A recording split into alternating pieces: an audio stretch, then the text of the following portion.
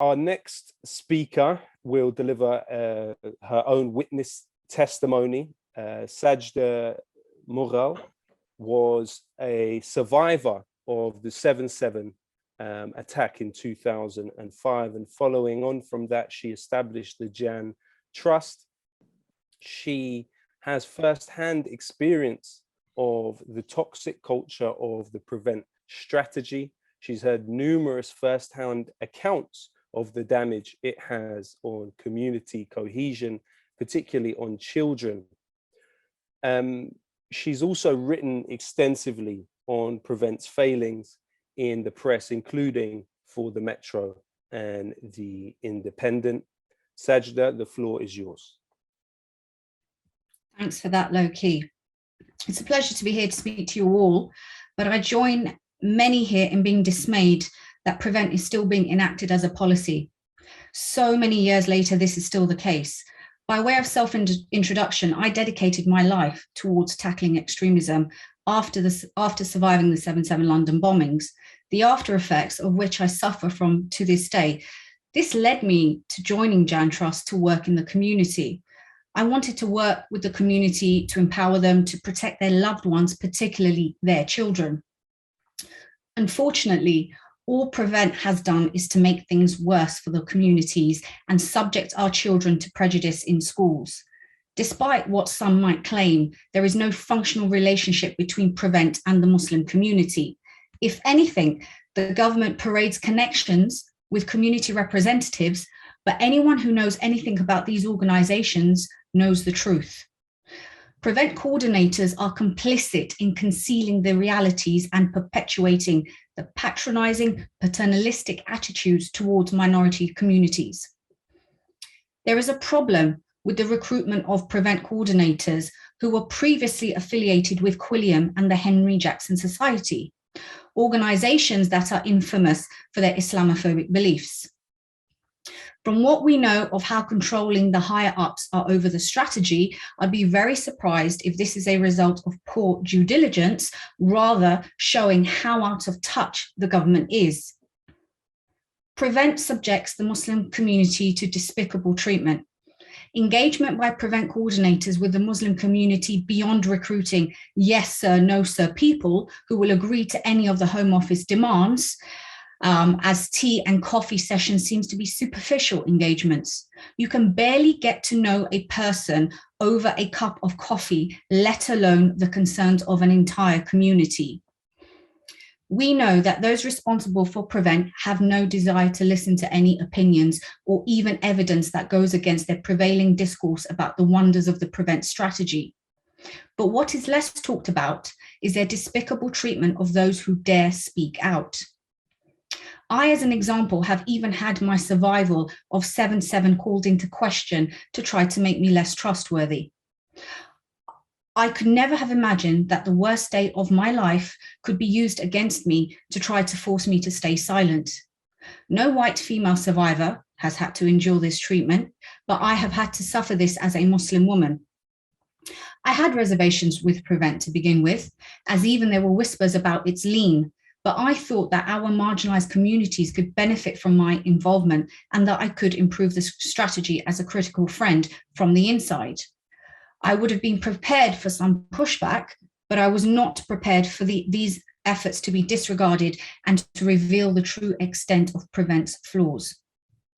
It quickly became clear that bullying and smears would be my thanks for having a voice, especially as a vocal woman working with the Prevent department, and even more so as a Muslim woman of color.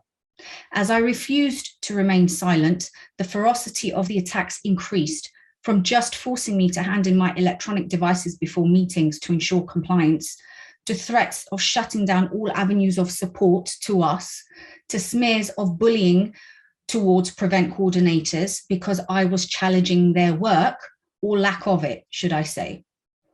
Internally, my critiques of Prevent have led to our own work being defunded. It became very apparent to me that there were some serious flaws with the strategy and how it was implemented, including zero transparency whatsoever on how the strategy is run. I have tried to personally ask and file FOI requests. Many others have tried. If there is nothing to hide, why would the most basic request for information be denied? Because there is no legitimate justification for PREVENT. There is no acceptable logical reason for how PREVENT funding is actually distributed. I know about PREVENT projects run by private companies with no counter-extremism or community experience. I know about PREVENT projects run by former SO15 officers and individuals whose professional experience is based almost solely in the Home Office and other government departments. I know of PREVENT projects being run by ex-PREVENT coordinators. What do these organizations have in common other than being inappropriate for delivering community-based solutions to extremism? They are run by people who will sing to the tune of the government. The toxic culture of PREVENT is a disease that spreads from within and even permeates into a wider context.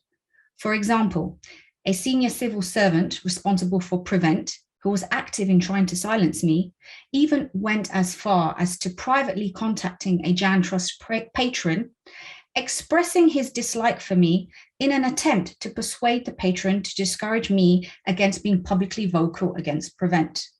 Ironically, this civil servant is a Muslim man, which shows that this is very much not just a white problem. Unsurprisingly, the Home Office did not adequately investigate this and certainly did not take steps to deal with the poor treatment before it escalated to such an extent. It was clear that they did not want to do anything. And in fact, I was pressurized to not mention this in any way to ministers. There is something insidious and threatening about how the entire system is run, where anyone who is not for them is against them. I even found out through subject access requests that my social media posts and press pieces on PREVENT were being monitored, shared with civil servants, and even raised with me in a meeting with my local council, which was nothing to do with PREVENT whatsoever. Ironically, the program was pitched as this amazing strategy that would end extremism in the country. But what has it done? In fact, it has exacerbated the issue. It has furthered divides in the country and potentially radicalized more people. Since 7/7, there have been 19 devastating attacks that were categorized as terrorist incidents. What use is PREVENT if we keep witnessing terrorist attacks? Why is the government so defensive when it comes to PREVENT? Ultimately, admitting that their flagship counter-extremism strategy is not just flawed, but in fact harmful, requires those in charge to admit that they have been both willfully blind to the facts and blatantly malicious to people who raise the alarm on behalf of the country. As I told the PREVENT director in a meeting in 2017, when I severed ties, his civil servants were toxic, the department was toxic, and the strategy is toxic, and nothing has changed. If anything, it has got worse. Loki, hi, can I just jump in with a few thoughts from that, please, if possible? Yeah, so great. So, John, I totally agree that it's vital to be working with the community, and we are probably all in agreement with that. But obviously, to work with the community, but not through a securitization lens. I mean, for example, with PREVENT projects, there are football projects being funded, sports projects. That shouldn't be via a securitization lens. It should be via a community engagement lens. So that's something I wanted to add. Also, I've just made a few notes where I can quickly, in terms of just some commentary. So can I go ahead, Loki, is that possible? Okay, fine. I think someone mentioned, I wanted to mention the impact in schools. So, I mean, there's been detailed conversation with regards to Trojan Horse, the podcast, schools PREVENT. I just want to add in here in terms of my own engagement over the years with schools. I mean, I've heard concerns from head teachers themselves. There was one particular school in Tottenham. She was a black head teacher. She said to me and my colleague in front of us, she said, I'm really concerned about this PREVENT duty because it's going to enable my racist teachers to make willy-nilly reports. Oddly enough, that school was closed down. I don't know the ins and outs. And I've heard this consistently across the board as well. And I had these conversations where teachers have even mentioned that to myself. There's a huge impact that Prevent has had in school. And someone even mentioned about certain words being said and censorship. I think, John, you said, and I'm in total agreement with what you said in terms of Muslim children are told to leave their identities at the gates. And that is true, because having engaged with Muslim mothers and hearing their concerns around England, that's exactly what I've heard over just even in conversations where they've pulled me aside and they've said that. They said, I'm worried about my child even mentioning certain countries around the world or the issue of Israel and Palestine. I'm scared police will come knocking on my door. So it is a fact. It is a fact that with the Prevent duty in schools, it has accelerated that censorship, so to speak. A few other points. Someone asked, is there anyone else that will speak out about what goes on or the treatment they face? I think it was Ifat. Ifat, I'm going to be frank with you, no one wants to speak out on the inside, so to speak, and I'm talking about projects because of the fear of losing their funding. And it's what I said in my piece. Prevent very much works with and supports those yes sir, no sir organizations and individuals. They won't be speaking out, fear of losing their funding and fear of losing their seats at the table. Did I get any type of support? No, I didn't receive any type of support. In fact, those smears continue on. I can say here, without going into too much details, there are those connected within the Prevent network who use troll accounts to smear individuals online and throw labels of extremists at them. This is what happens, and this is the reality out there.